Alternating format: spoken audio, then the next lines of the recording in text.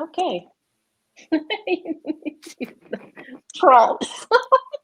Oh gosh. Malty, you started it. No.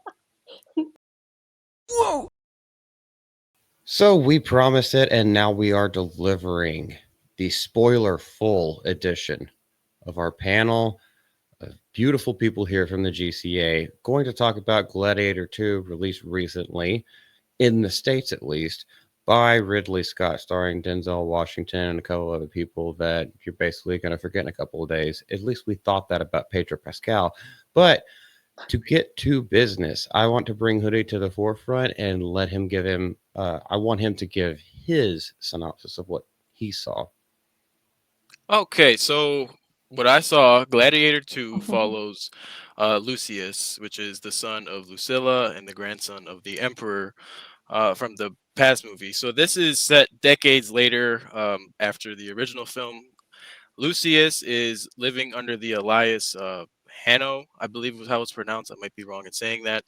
And he got enslaved as a gladiator after Roman forces conquer his homeland. I can't remember where he was living, but they conquer his homeland, and he gets transferred to the capital of Rome. It centers on his journey of vengeance and leadership too. If you've seen the movie, you'll know what I mean by the leadership part. He discovers his heritage. He confronts corruption and different things like that. The emperors in this movie, I can't remember their names off the top of my head. I think it was Geta and Caracalla, something like that. Uh, Mhm. and there was a lot of corruption with those two. They're starving the people, and Lucia sees this, and it's not right. He wants to overcome this, and he realizes he's part of this royal bloodline. There's a lot to do with his mother.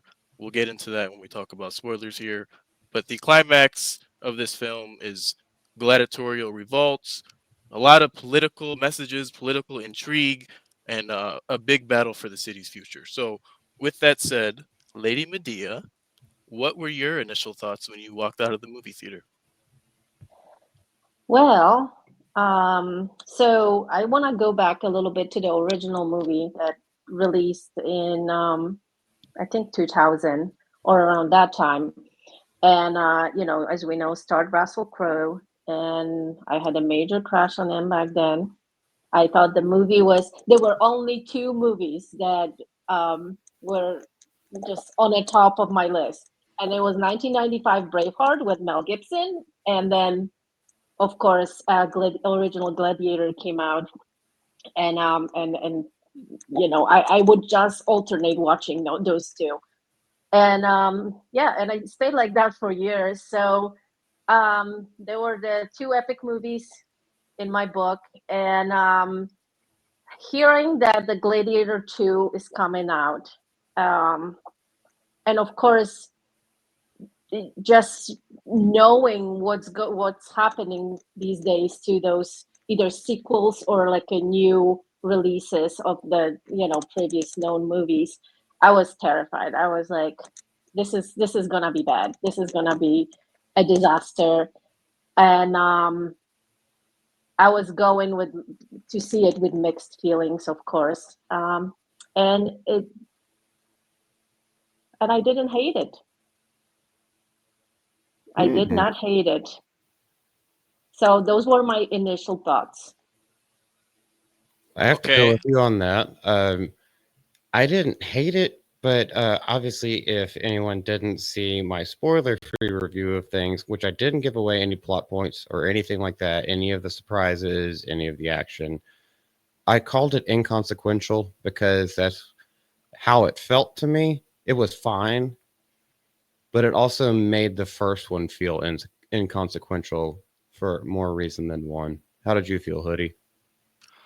For me, I thought it was basically I'm not gonna say it was Star Wars: The Force Awakens, but it was basically a retelling of the same story, if that makes sense. It felt like I was watching the same thing. Obviously, it was with his son, and there was a whole plot there, but it really was a retelling. At least that's how I felt of the first movie. Yeah, so who's going to bring it up first? Why did they No, need the you CGI? will. Why did they need the dadgum CGI? Oh, the sharks, man. The fucking monkeys.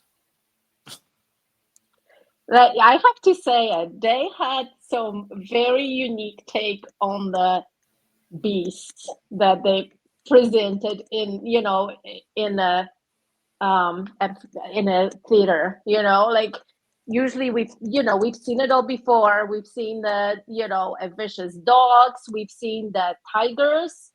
We've seen all sorts of animals. I've never seen the huge monkeys like this. I never seen the rhinoceros. I never seen the sharks.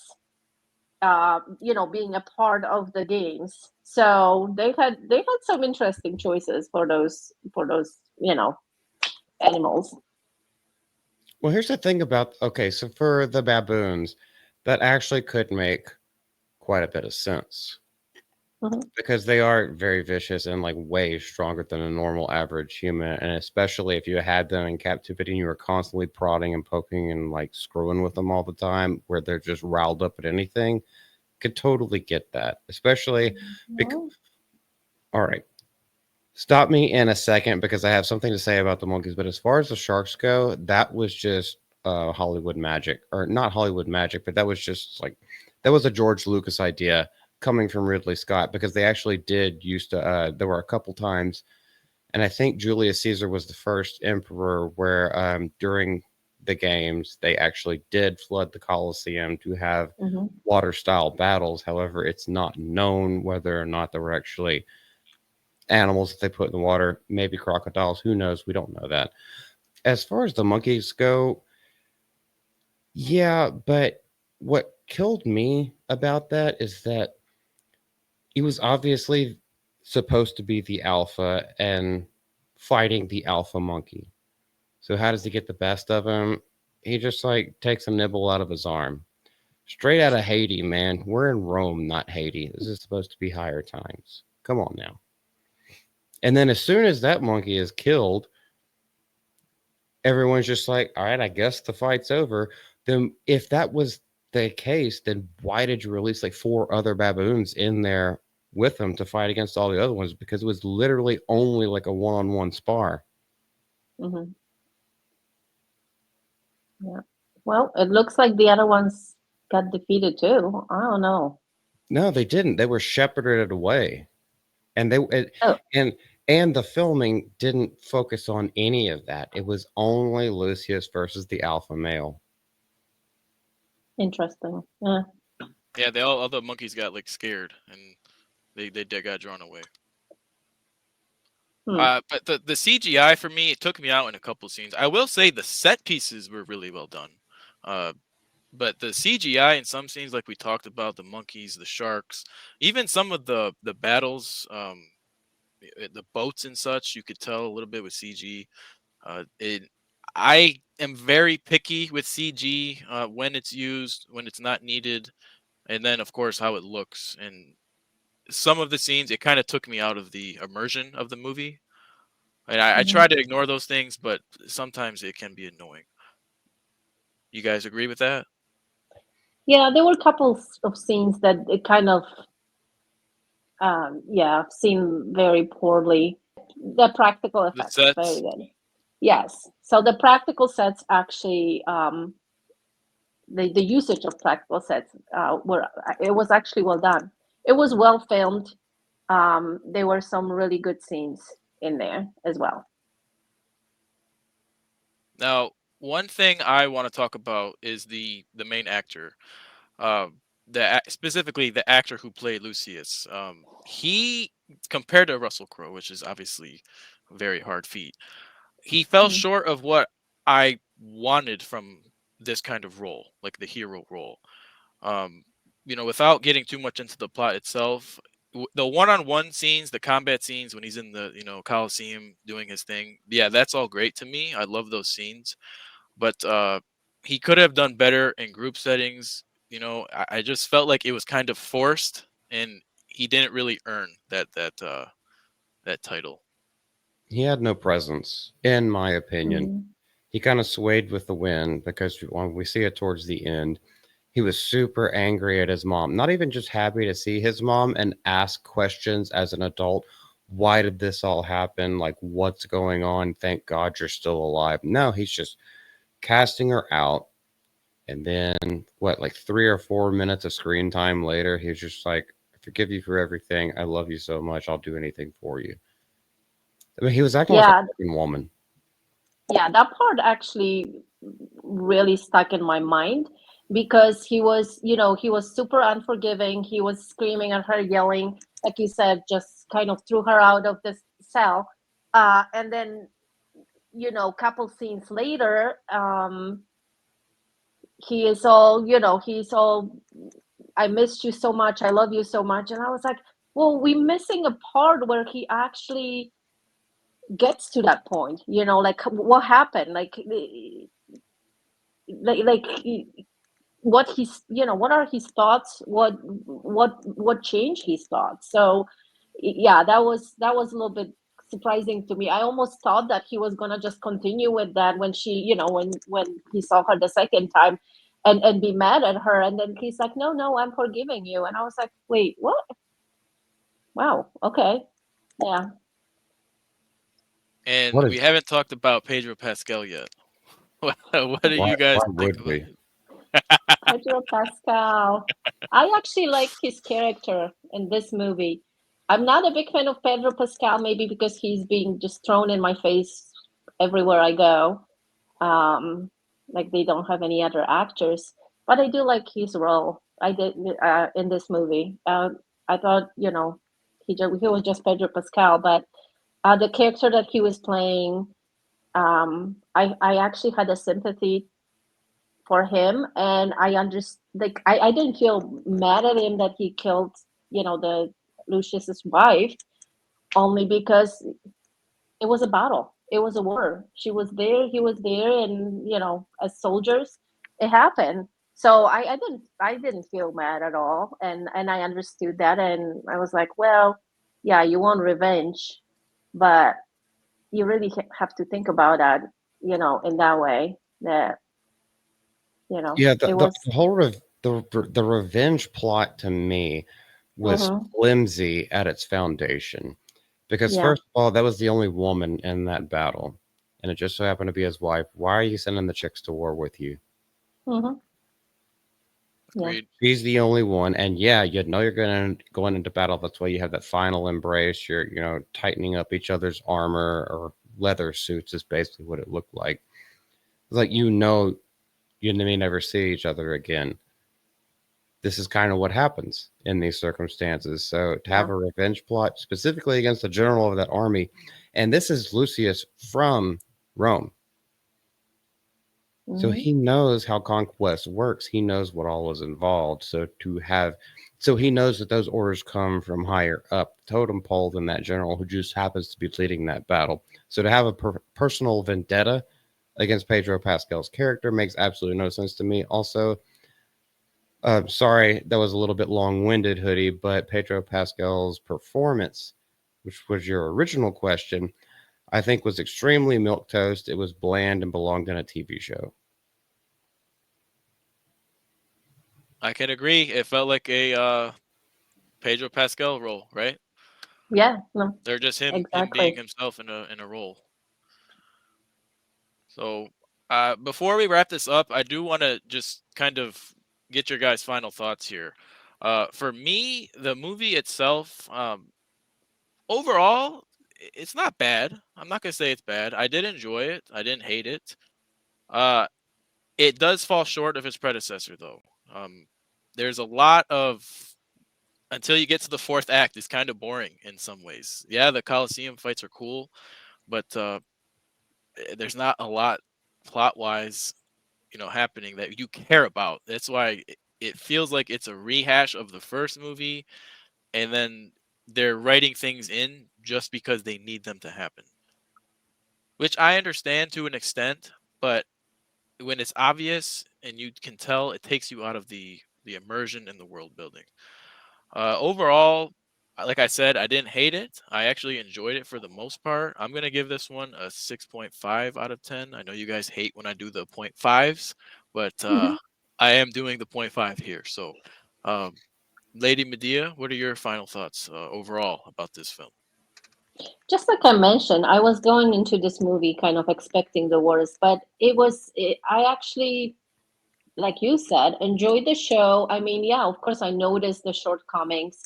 I noticed a blend characters, nothing to compare to original one. But again, I did not hate it. It was entertaining enough with all the fights and all the battles and just the show at the arena that it kind of went by quickly. It wasn't too boring to me. The main character, the I didn't care for him at all. I did not find him as cute as Russell Crowe. And yeah, he kind of had no like personality or anything like that. So it, yeah, it was okay. He was fine, and then the whole relationship with his mother was, like I mentioned earlier, very strange. Um, I still don't know how it went from a hatred to just love and it was sweet when he was protecting her, and then of course I was like, that's sad when she died too. Um, but and the final battle with not battle, but the fight with Denzel Washington, I kind of like that too. It was good. He deserved it. He was a terrible person. We're not gonna swear, call him names, but he was horrible person. So yeah, so it all was flowing nicely, and yeah, it was overall enjoyable. So like for my rating, I'd say just 7, just solid 7, no points. Okay, fair enough. And Multi. Mr. Malty, please. Denzel's acting was horrible. It took me out of the movie and Mm, the feeling of almost every single scene that he was in because it felt like freaking training day in Roman times. That's what the performance felt like to me. Were these like military snipers on the level of Chris Kyle with their arrows? How many times do arrows fly straight over Lucius's shoulder to hit their intended target from all across the Coliseum? It was yeah. absolutely terrible, in my opinion. And to agree with you, Hoodie, it did feel like every plot point in the story, it happened because the plot needed to progress, not from any natural circumstances. Mhm. Things didn't happen because other things happened. Things happened, then this happened, then this happened, then we got the end. I did want to talk. We probably don't have time for it right now, but when he's using Maximus's Gladius in that final fight with Denzel Washington, because I can't remember that dude's name, and I don't give a crap to be honest. When it breaks against the rock, and I'm just like, okay, was that a fake Gladius? Was Denzel, because he had that hoarded down there, was he the one actually using Maximus's Gladius rather and then put up a fake one right there? Because we do know that how he made his money was basically swindling and playing politics. That Mhm. might be just a question for another time, but yes, I gave it a 3 out of 10. Oof. Fuck this movie. I mean, it's not okay. It's not terrible, but it's not good. I'd rather just watch the other one. Or I will give the audience something. Go watch the Showtime series Spartacus. Mm, Much better as far yeah. as revenge plot, gladiators, body odysseys, and everything like that. Like the dynamics, the relationships, everything that goes on with that. Spartacus is way better than this one. Agreed. All right. Well, glad we could talk about this movie. Thank you guys for watching this video. Have a good one. Y'all be Bye, good. everyone.